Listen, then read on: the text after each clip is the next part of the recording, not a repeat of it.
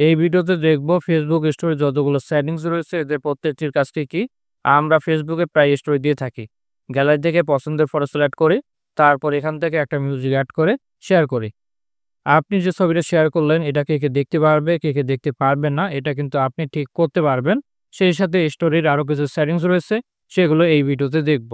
সবার প্রথমে আমরা থ্রি লাইনে ক্লিক করব, এরপর একটু নিচের দিকে আসবেন, এখানে সেটিং অ্যান্ড প্রাইভেসি অপশন আছে, এখানে ক্লিক করবেন।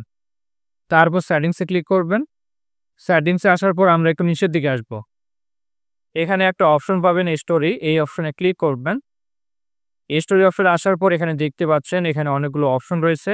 আমরা এক এক করে প্রতিটা অপশনের কাজ দেখব। প্রথমে যে অপশনটি আছে who can see your stories, এখানে ক্লিক করলাম।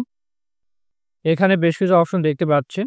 আপনি যদি আপনার স্টোরিতে পাবলিক অপশনটি রাখেন, তাহলে আপনার ফেসবুকে যে সকল স্টোরি শেয়ার করবেন সেই স্টোরিগুলো যে কেউ দেখতে পারবে।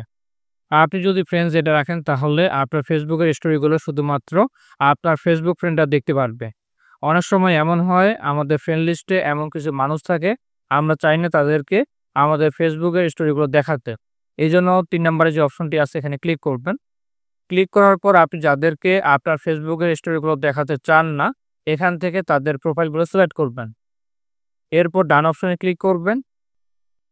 এরপর থেকে আমি যে স্টোরিগুলো আপলোড করব সেই স্টোরিগুলো শুধুমাত্র এই দুজন দেখতে পারবে না।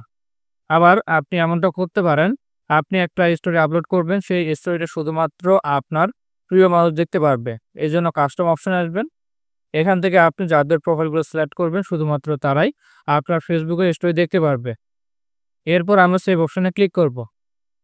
তারপর যে অপশনটি আছে allow others to share your public stories to their on story, এই অপশনটা যদি অন রাখেন, এই অপশনের কাজ হচ্ছে আপনি যদি আপনার স্টোরি পাবলিক করে শেয়ার করেন, মানে এই অপশনটা পাবলিক রাখেন, তাহলে আপনার ফেসবুকের স্টোরিগুলো অন্য কেউ শেয়ার করতে পারবে।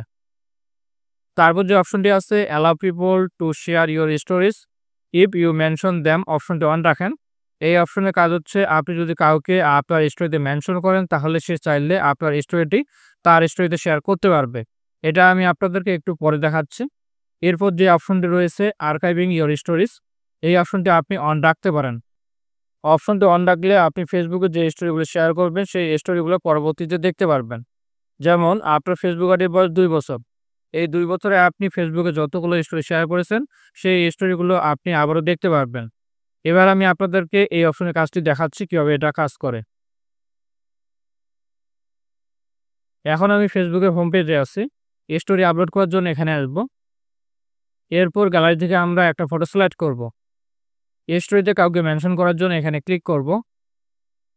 এবার আপনি এখানে যাকে মেনশন করবেন তার ফেসবুক আইডির নামটি এখানে সার্চ করবেন। তারপর এখান থেকে আইডিটি সিলেক্ট করবেন। তারপর ডান অপশনে ক্লিক করবেন। আমি আর বেশি কিছু করছি না, এখানে শেয়ার অপশন আছে, সেটা ক্লিক করলাম। এবার আমরা সেই আইডি থেকে দেখব যে আইডিতে আমরা মেনশন দিয়েছি। নোটিফিকেশনে আসলাম, এখানে দেখতে পাচ্ছি কেউ একজন তার স্টোরিতে মেনশন করেছে, এখানে ক্লিক করলাম। এবার দেখুন এখানে আমরা সেই স্টোরিটা দেখতে পাচ্ছি।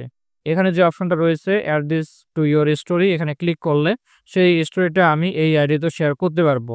আশা করছি আপনারা অপশনটা কাজ বুঝতে পেরেছেন। সকলে ভালো থাকবেন, ধন্যবাদ।